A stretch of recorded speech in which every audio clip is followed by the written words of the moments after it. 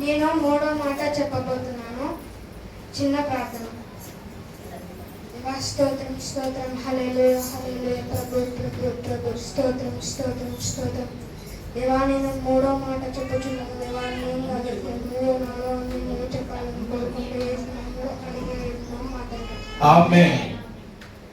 అయితే మూడో మాటలో యోహాను 19:26, అమ్మా ఇదిగో నీ కుమారుడు అని దేవుడు అన్నాడు. అసలు మనం మూడో మాట ద్వారా మనం ఏం నేర్చుకోవాలి? ఒకటోది, తల్లిదండ్రుల పట్ల విధేయత కలిగి ఉండాలి. పిల్లలారా, మరి మీరు విధేయత కలిగి ఉంటున్నారా? తల్లిదండ్రులారా, మీరు మీ పిల్లలకు బుద్ధి జ్ఞానం నేర్పిస్తున్నారా? కాండము 20వ అధ్యాయం 12వ వచనం చదవండి.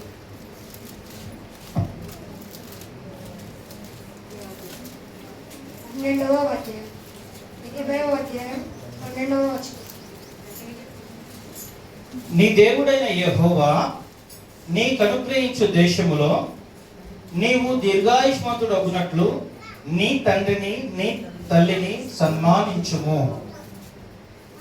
దేవుడు మీ తల్లిని మీ తండ్రిని సన్మానించమని చెప్తున్నాడు. తండ్రిని సన్మానించమని అంటే లోక సంబంధమైన సన్మానించడం కాదు. దేవుని పట్ల విధేయత కలిగి ఉండి సన్మానించమని దేవుడు చెప్తున్నాడు. ఎఫెసీ 6వ అధ్యాయం 1వ వచనం చదవండి.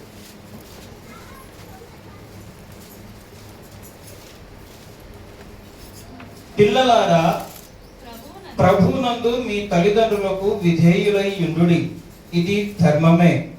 నీకు మేలు కలుగునట్లు నీ తండ్రిని తల్లిని సన్మానింపుము, అప్పుడు నీవు భూమి మీద దీర్ఘాయుష్మంతుడు వగదువు. ఇది వాగ్దానముతో కూడిన ఆజ్ఞలలో మొదటిది. దేవుడు ప్రభువునందు పిల్లలందరూ తల్లిదండ్రులకు విధేయులై ఉండుడి అని చెప్తున్నాడు. అంటే పిల్లలందరూ తల్లిదండ్రులు పిల్లలకు మంచి ప్రవర్తన నేర్పితే అప్పుడు పిల్లలందరూ తల్లిదండ్రులకు, దేవునికైనా ఎవరికైనా విధేయులై ఉంటారు. రెండవది, తల్లిదండ్రులను నిర్లక్ష్యం చేయకూడదు అని దేవుడు అంటున్నాడు. సామెతలు 23వ అధ్యాయం 22వ వచనం.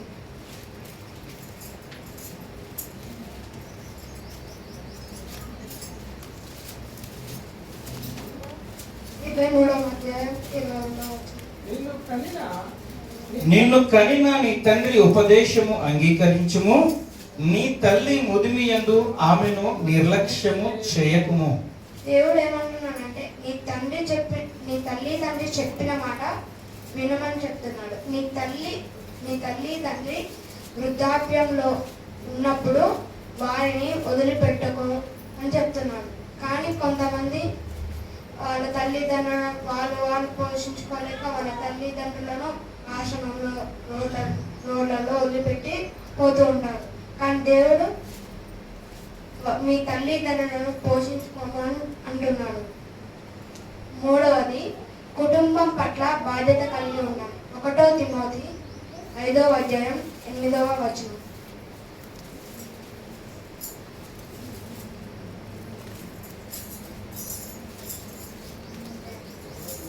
5వ అధ్యాయం 8వ వచనం. ఎవడైనను స్వకీయులను విశేషముగా తన ఇంటి వారిని సంరక్షింపకపోయిన ఎడల వాడు విశ్వాస త్యాగము చేసిన వాడై అవిశ్వాసి కన్నా చెడ్డవాడయ్యుండును. దేవుడు ఏమంటున్నాడంటే మీ బంధుమిత్రులు కానీ మీ తల్లిదండ్రులు కానీ ఇంకెవ్వరైనా కానీ వారిని సంరక్షించుకోవాలి, అంటే రక్షించుకోవాలని దేవుడు అంటున్నాడు. ఒకవేళ అలా చేయకపోతే దేవుని పట్ల విశ్వాసం లేని వారికన్నా చెడ్డగా అయిపోతారంట. అలాగే సంఘం పట్ల కూడా బాధ్యత కలిగి ఉండాలి.